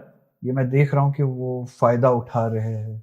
बड़गाम में भी उन्होंने फायदा उठाया लिया ना आपसे, इससे ज्यादा क्या फायदा उठा सकते हैं? और ऐसे तो रिजर्वेशन का जब इलेक्शन शुरू हुआ था, उससे पहले आप ये सारा ये देख लीजिए, सीक्वेंस देख लीजिए, ये कहां से शुरू हुआ, कैसे इस हद तक, इस स्टेज तक पहुंचा है। अच्छा, जब वोट मांगने थे तभी नियत पता चलती है कि कौन किस चीज पे बात करना चाहता है, कौन किस चीज पे बात नहीं करना चाहता है, तभी नियत पता चलती है ना। असेंबली इलेक्शंस जब शुरू हुए, क्योंकि मैंने पार्लियामेंट इलेक्शन के दौरान भी इस पे बात की थी, फिर पार्लियामेंट जीतने के बाद पार्लियामेंट में भी इस पे बात की थी, तो कैंपेनिंग में भी की है। हाँ, स्टूडेंट्स को लगा कि शायद मैं सीरियसली इस पे बात कर सकता हूँ और फिर जो अपनी बात पे अमल भी कर सकता हूँ। फिर लोगों ने ये कहा, स्टूडेंट्स ने मेरे साथ बात की कि इसको आप, जब असेंबली इलेक्शन का ऐलान हुआ, इसको आप कैंपेनिंग का हिस्सा बनाइए और मैनिफेस्टो का हिस्सा बनाइए।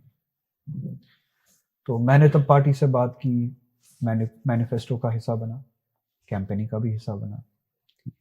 उसी वक्त पीडीपी से भी लोगों ने मांगा कि आप कैंपेनिंग में और मैनिफेस्टो में इसको अपना हिस्सा बनाइए। और अगर आपको याद हो, उनके एक अभी वो MLA है, पार्टी मेंबर ने ट्वीट किया था इलेक्शन के दौरान रिजर्वेशन के हवाले से। तो जो आज चला रहे पीडीपी के, चलाते नहीं है, जब स्टूडेंट्स प्रोटेस्ट का या मोबिलाइजेशन का कोई फैसला करते तो मैं उनके साथ जुड़ता हूं। जब हम ये मिलके ये सब फैसला करते हैं, मोबिलाइज करते हैं, तब उनको याद आ जाता है, तो अब तब वो खुद को जोड़ते हैं स्टेटमेंट्स के, ट्वीट्स के जरिए उसके साथ। तो उन्हीं मुझे नहीं पता उनको लीडर्स कहना चाहिए या क्या कहना चाहिए, लीडर के बच्चों ने, उस पार्टी के लीडर्स के बच्चों ने अच्छा ट्वीट किया, और पार्टी प्रेसिडेंट ने भी, पार्टी लीडर ने भी ट्वीट किया, और उस बंदे से वो ट्वीट डिलीट करवाया। अच्छा, ये अच्छा वाली बात आप खुद भी चेक कीजिए, वहीद से ट्वीट किसने डिलीट करवाया? वहीद ने ट्वीट डिलीट किया। तो विच मीन्स कि अगर वो इस बारे में सच कह रहे हैं आज, if they were honest about it, तो असेंबली इलेक्शन की कैंपेनिंग के दौरान जब आपके पार्टी मेंबर ने ये ट्वीट किया, आपने उसको डांट के ट्वीट डिलीट क्यों करवाया? और उससे भी सवाल, क्या आप एक डांट से डर गए और अपने वादे से ही मुकर गए? हाँ। एक ट्वीट भी आप बर्दाश्त नहीं कर पाए। पार्टी प्रेसिडेंट ने उस ट्वीट के खिलाफ, उस स्टेटमेंट के खिलाफ बोला, ठीक है, इस रिजर्वेशन की रैशनलाइजेशन की जो कोशिश थी, डिमांड थी, उसके खिलाफ बोला। फिर इलेक्शन हुआ, इलेक्शन में कैंपेनिंग में उन्होंने इसके बारे में बात नहीं की, बिल्कुल इसके खिलाफ बात की। फिर उन्होंने इलेक्शन हारा, 3 सीट्स पे आ गए। फिर नेशनल कॉन्फ्रेंस की गवर्नमेंट बनी, स्टूडेंट्स ने वेट किया, मैंने वेट किया, सबने वेट किया कि इस पर कुछ होगा। जब हुआ नहीं तो मैंने ट्वीट किया एक बार, ये सीक्वेंस ऑफ इवेंट बता रहा हूँ। तो उसके बाद कैबिनेट सब कमेटी बनाई गई, फिर कुछ महीनों तक कैबिनेट सब कमेटी बनाई गई, मगर उस पर कोई हरकत हुई नहीं, अमल हुआ नहीं। तो इसी तरह से पिछले साल विंटर सेशन से ही पहले मैंने कहा था कि अगर कैबिनेट सब कमेटी इस पे कुछ करती नहीं है, क्योंकि स्टूडेंट्स ने कहा था कि हम प्रोटेस्ट करेंगे आपके घर के सामने वगैरह, क्योंकि आपने वादा दिया था। मैंने कहा था मैं आपके साथ हूँ, मैंने छोड़ा नहीं, बुलाया नहीं है, आप आओ, जहाँ पे भी प्रोटेस्ट करना है, मेरे घर के सामने करना हो या कहीं और। इनफैक्ट मैं आपके साथ आऊँगा, चीफ मिनिस्टर के घर जाएंगे, उनसे ये हम मुतालबा करेंगे, मैं आपको छोड़ूंगा नहीं, मतलब आपकी इस डिमांड को छोड़ूंगा नहीं। तो 1 महीने के अंदर अंदर फिर जो वो नौबत आई उस प्रोटेस्ट की, जिसे प्रोटेस्ट कहा जाता है, जो प्रोटेस्ट था नहीं मेरी नज़र में, जब नौबत आई, इस सब 1 साल के दौरान ये कर क्या रहे थे? इलेक्शन में ये मुकर गए, इलेक्शन में इन्होंने साथ दिया नहीं। अच्छा, एक शख्स ने पार्टी प्रेसिडेंट से ऑफिशियल लेटर मांगी थी रेजोल्यूशन, ये जो रैशनलाइजेशन ऑफ रिजर्वेशन के हवाले से, आप एक डिमांड कर दीजिए ऑफिशियल लेटर देके गवर्नमेंट को। उन्होंने इनकार किया, क्योंकि वो ऑफिशियल स्टैंड बन जाता पार्टी का, उन्हें इनकार किया। अच्छा, फिर वो 1 साल के दौरान क्या कर रहे थे? फिर जब हमने वो मोबिलाइजेशन की, वो आए, ठीक है, आप आए, हमने कदर की, लोग जुड़े, ठीक है। तब से लेके अभी तक आपने क्या किया? 1 साल तब से लेके अभी तक हुआ ना? कुछ नहीं किया, कुछ नहीं किया ना।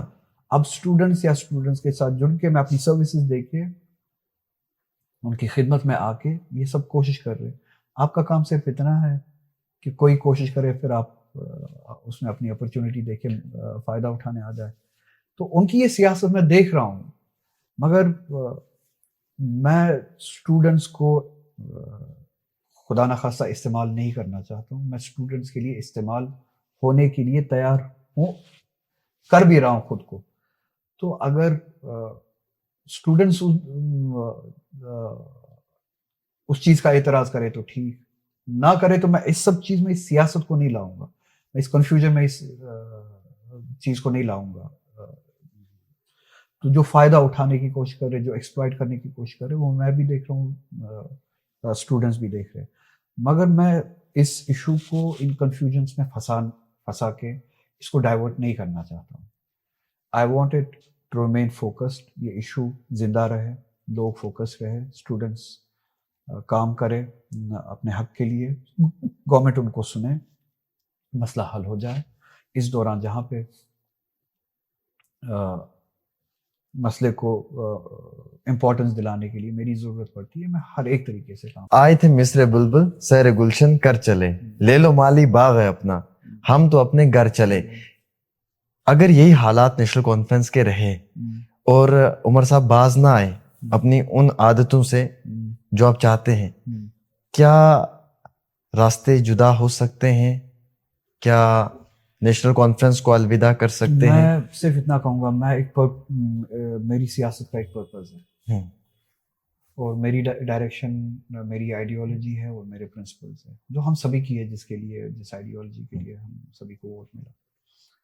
तो मैं उसके पीछे चलता हूँ, किसी इंडिविजुअल के पीछे नहीं चलता हूँ। अगर कोई भटकता है उस प्रिंसिपल, उन प्रिंसिपल से, उस रास्ते से, उस आइडियोलॉजी से, तो वो भटक चुका है, वो भटक जाएगा। मैं उसके पीछे चलने के लिए तैयार नहीं हूँ, ना चल सकूंगा। तंजीम में रहकर ही आप मुद्दों पे बात करते रहेंगे। उस रास्ते पे कैसे चलना है, तंजीम के साथ चलना है या किसी और तरीके से चलना है, मगर उसी रास्ते से चलना है।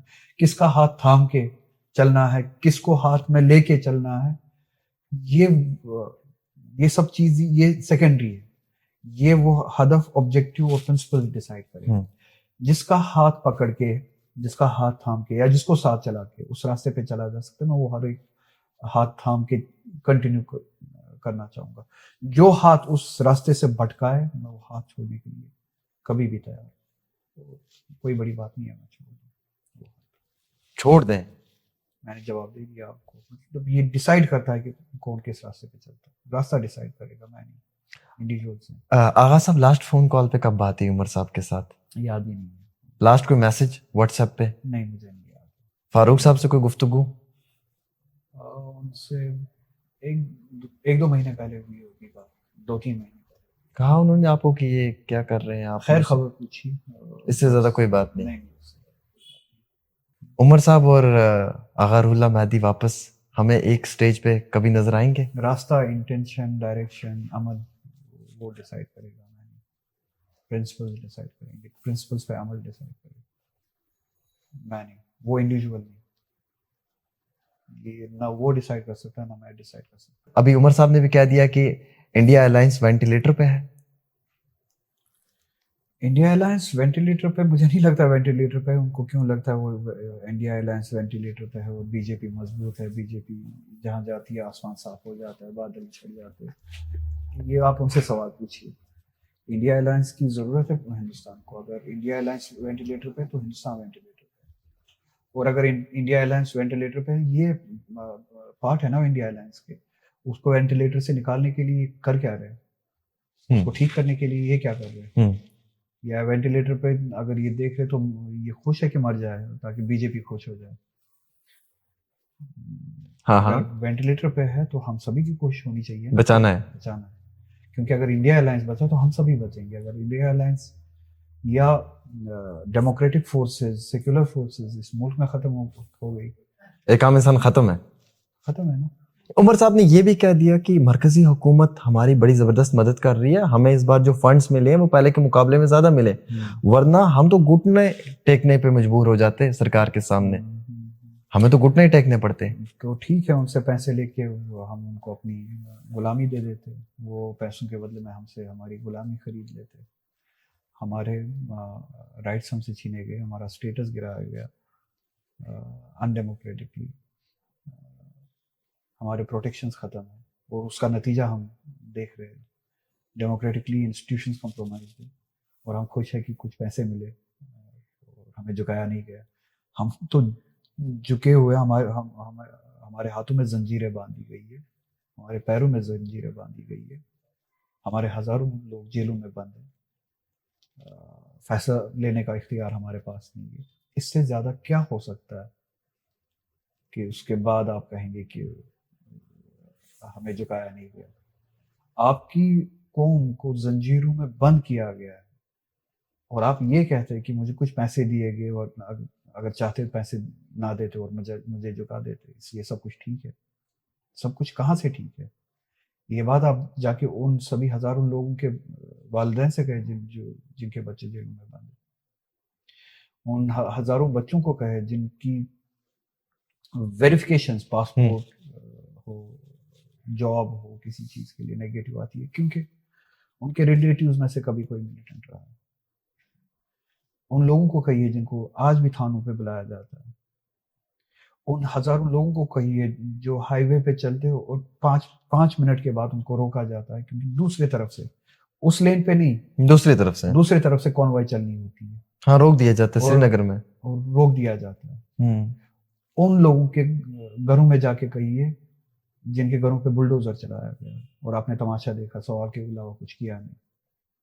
पासपोर्ट वेरिफिकेशन भी नहीं होती है, कुछ नहीं होती है। उन सभी लोगों से कहिए जो डिप्रेस्ड फील करते हैं, आज इख्तियार ही नहीं है फैसला लेने का लोगों की चुनी हुई गवर्नमेंट का।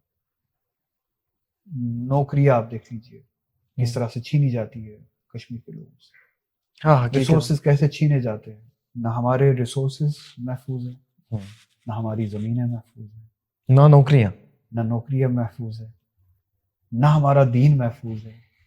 आप जब ये वक्फ अमेंडमेंट बिल आई, आप एक रेजोल्यूशन नहीं ला सके, आप में वो हिम्मत नहीं हुई, आप असेंबली में रेजोल्यूशन ला और आप कहते हैं कि मुझे झुकाया नहीं गया क्योंकि कुछ पैसे दिए गए। तो इसका मतलब अगर दिल्ली पैसों के लिए ही ये सब कुछ करना था तो पिछले इलेक्शन में बीजेपी को जीतने देना था ना, वो और भी ज्यादा पैसे ले आते, उनको बनाने देना था ना। फिर गवर्नमेंट कश्मीर में भी वो पैसे भी ले आते, स्टेट रोड भी ले आते, सब कुछ।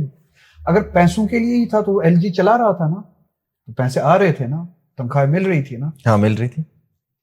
तो अगर इसी चीज के लिए था तो आपने चैलेंज क्यों की? आपने जिम्मेदारी क्यों ली चैलेंज करने की? आपने वोट क्यों मांगा लोगों से? फिर अल्ताफ बुखारी जैसे लोग यही कहते थे ना, हम पैसे लाएंगे वहां से आप ये कबूल कीजिए स्टेटस को जो वो तो कहते थे हम 500 यूनिट बिजली दे देंगे फ्री में। तो तब क्यों कहा ये गद्दार है, बीजेपी की बोली बोलते हैं, ये प्रॉक्सीज है बीजेपी की। तो जब वही ये बातें करते थे, ये इस एलजी की, इस वाइसरॉय की एडमिनिस्ट्रेशन तब गलत क्यों थी? फिर ये भी तो पैसे ही ला रहे थे ना, सर आप क्यों किया? सर आप एलजी का दूसरा नाम क्या लेते हैं?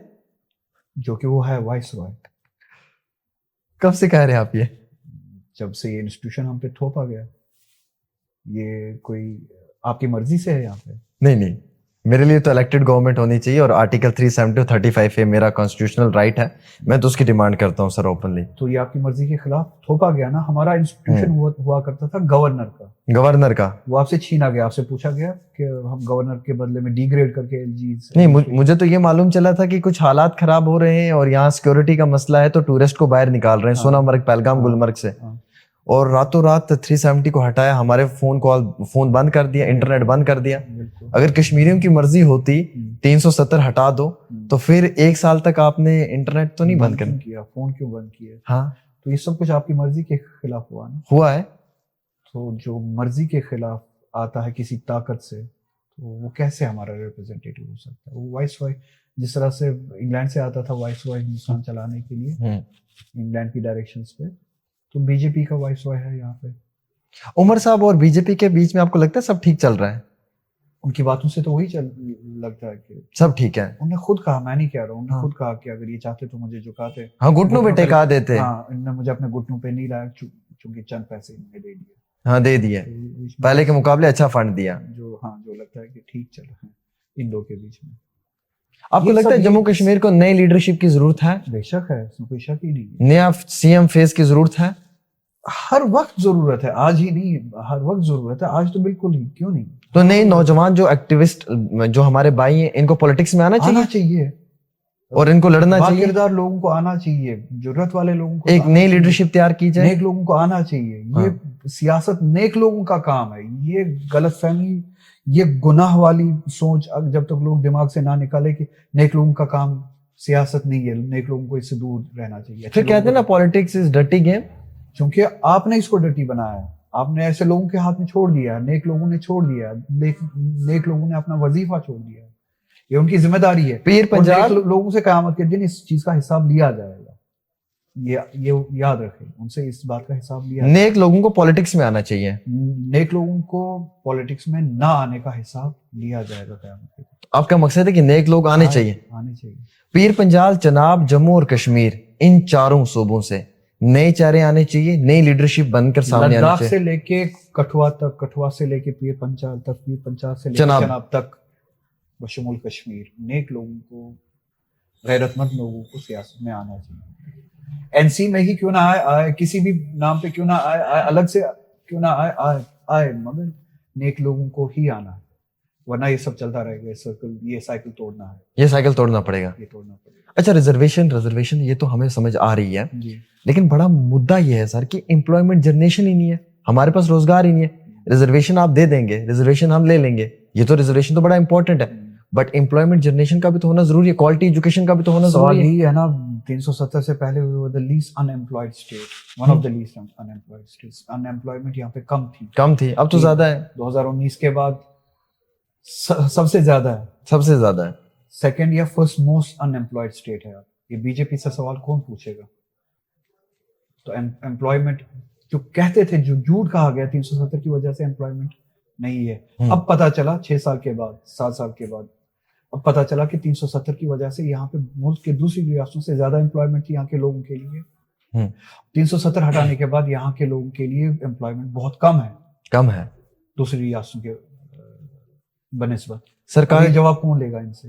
कहते थे प्राइवेट फैक्ट्रीज आएंगी, ना कोई 370 ने रोका कब था प्राइवेट फैक्ट्रीज को आने से? प्राइवेट इन्वेस्टमेंट को रोका कब था 370 ने? 370 कोई रुकावट नहीं थी ना प्राइवेट इन्वेस्टमेंट। ठीक है, अब आपने बहाना बना लिया, अब ये झूठ भी बोला, अब उस झूठ का जवाब तो दीजिए। तो उसके बाद प्राइवेट इन्वेस्टमेंट कहाँ है, प्राइवेट सेक्टर कहाँ है, वो क्यों नहीं आता? और 2024 तक, अभी तक बीजेपी तो कंट्रोल कर रहा था ना, अभी भी बीजेपी ही कंट्रोल कर रहा है ना जम्मू कश्मीर को। तो थोड़ा सा ही तो दिया है ना हमारी इस इलेक्टेड गवर्नमेंट को, कितना ही दिया। इस बात का जवाब कौन देगा? कहाँ है वो प्राइवेट इन्वेस्टमेंट, कहाँ है वो प्राइवेट सेक्टर, कहाँ है वो एम्प्लॉयमेंट? आपने तो खत्म कर लिया। इनफैक्ट स्टैटिस्टिक्स ये बताते हैं कि 370 के होने की वजह से जम्मू कश्मीर के लोगों को एम्प्लॉयमेंट मिलता था, जो आपने छीन लिया। सर कुछ 2-3-4 रैपिड फायर क्वेश्चंस हैं, देन हम इस प्रोग्राम को क्लोज करेंगे। बहुत वक्त आपसे लिया है। मैं ये नहीं कहूंगा कि राहुल गांधी या मोदी, मुझे ऑब्वियसली मालूम है कि आप राहुल गांधी का ही नाम लेंगे, मैं जानता हूं। राहुल गांधी या असदुद्दीन ओवैसी? डिपेंड्स कि किस आप मैं बेहतरीन एक लीडर, एक सलाहियत के एतबार से बात कर रहा हूं। को किस जगह पे देखना चाहेंगे? ऑफ कोर्स ये राहुल गांधी होगा। राहुल गांधी या प्रियंका गांधी? हाँ, गुड क्वेश्चन, ये अच्छा सवाल है। प्रियंका गांधी, मुझे लगता है और बहुत सारे लोगों को लगता है कि पॉलिटिकली अगर आप एक पर्सनालिटी को देखना चाहेंगे पॉलिटिकल पैकेज के हिसाब से, तो शायद प्रियंका गांधी को मैं भी चूज करूंगा या लोग भी चूज करेंगे। या ओवरऑल पैकेज की अगर मैं बात करूं, जहाँ पे शायद हाँ एक पॉलिटिकल पैकेज में या पॉलिटिकल पार्ट में वो जो कमी दिखती है राहुल गांधी, थोड़ी सी तो कमी दिखती है, और उस कमी के बावजूद भी मुझे लगता है कि मैं ये कोई हतमी परमानेंट जवाब नहीं दे रहा हूँ। मुझे लगता है कि मैं अभी भी राहुल गांधी को ही चुनूंगा। अच्छा, ओवरऑल पैकेज के हिसाब से वो इंसान मुझे लगा, आई कुड बी रॉन्ग, मैंने 1-2 मुलाकातें की। आजाद साहब या राहुल गांधी? राहुल गांधी। आजाद साहब या उमर फारूक अब्दुल्ला साहब? डॉक्टर साहब। डॉक्टर साहब या उमर साहब? डॉक्टर साहब। डॉक्टर साहब या महबूबा मुफ्ती? डॉक्टर साहब। डॉक्टर फारूक अब्दुल्ला साहब या किसका नाम लिया? ऐसा भी हमारे जम्मू कश्मीर के अंदर कोई नेक्स्ट अगर होला मेहदी आएगा, अगर कोई और होता है इस आपने कोई ऐसा रेवोल्यूशनरी नाम लिया ही नहीं, तो आपने कुछ यही जो नाम लिए जिसको देख के इंसान कहे कि ये इंस्पिरेशन है, इसके सामने नहीं कोई नहीं टिकेगा। कौन सा नाम? ऐसा है ही नहीं। कौन सा है? है भी नहीं कोई जो आपने नाम लिया। यही तो है मेरी नजर में है। हम पुराने नाम ले नहीं सकते हैं जो चले गए। अपने खामियों के बावजूद जितने भी आपने नाम लिए, इन सब में से if one has to choose someone, मैं तो डॉक्टर साहब को ही चूज डॉक्टर साहब को चूज करेंगे। कभी बैठ के बात कर लेनी थी डॉक्टर साहब के साथ इन सब मुद्दों पे सर, अकेले कमरे में, बंद कमरे में। मैंने बात की भी है उनके साथ डिटेल में, बंद कमरे में भी बात की है, बैठ के भी बात की है। बट फिर जब चीजें जैसे होनी चाहिए वैसे होती नहीं है, तो मुझे लगता है वो रेस्पेक्ट अपनी जगह पे है, फिर वो बार बार वो बात दोहराने का कोई फायदा नहीं होता है। देखिए, मैं जो बात कर रहा हूँ it's about our collective existence. ये पार्टी प्राइवेट अफेयर्स नहीं है, ये प्राइवेट लिमिटेड नहीं चल रही है। ये सिर्फ पार्टी के बारे में बातें नहीं है, हमारे कलेक्टिव जम्मू कश्मीर के लोगों के कलेक्टिव एग्जिस्टेंस के बारे में बात हो रही है। बहुत बेहतर। तो अगर मैं किसी चीज को किसी डायरेक्शन में जाते हुए देखना चाहता हूँ जो सभी लोग चाहते हैं, अगर मैं लोगों के साथ उस वक्त मुतफिक हूँ और लोग मेरे साथ मुतफिक है, तो इट इज इम्पोर्टेंट कि अगर प्राइवेट कन्वर्सेशन होती है वो पब्लिक डिस्कोर्स और पॉलिटिकल एक्शन में तब्दील होनी चाहिए। ये प्राइवेट बातें होके प्राइवेट ही रहे और ना उसका कोई नतीजा निकले और ना कोई चेंज हो, पॉलिटिकल चेंज हो, उससे कोई फायदा नहीं है। वेरी नाइस, है ना? तो अगर उन सब चीजों से प्राइवेटली बात करके कुछ नहीं होता है, तो फिर इंसान मजबूर है उस पर फिर पब्लिकली भी बात करे। जब प्राइवेटली बात हुई है तो फिर उस पर अमल होना चाहिए। अमल होना चाहिए। अगर अमल नहीं हुआ तो ये पब्लिकली ये बात होगी, क्योंकि ये कलेक्टिव एग्जिस्टेंस की बात है, ये हम सब का मसला है। क्या ये सच है कि अगारुल्लाह मेहदी और उमर अब्दुल्ला के बीच में डिप्टी सीएम ने ज्यादा रिफ्ट क्रिएट की है? ताल्लुकात ठीक थे, थोड़े से उनको बिगाड़ने का काम किया, कुछ अपने बयानबाजी की वजह से। बड़गाम के इलेक्शनों के टाइम में कौन आगा? उतनी बड़ी उनकी हैसियत नहीं है डिप्टी सीएम की। मेरी किसी के साथ मैं ये बात दोहराता चलूं, मेरे किसी के साथ इख्तिलाफात पहले तो इंडिविजुअल वजह से है ही नहीं। इट्स ऑल अबाउट प्रिंसिपल्स में, फिर से वही बात, रूल्स, असूलों की जंग है, प्रिंसिपल्स की लड़ाई है, वादों की लड़ाई है, बातों की, जो उन सभी बातों की है। वहाँ पे ये जिसका नाम आपने लिया है बहुत छोटा है, बहुत इसकी वजह से अपनी लिखी इसकी वजह से। आगा साहब, हमने सोशल मीडिया पे बहुत वीडियोस आपके देखे हैं, लेकिन कभी मुस्कुराते हुए नहीं देखा।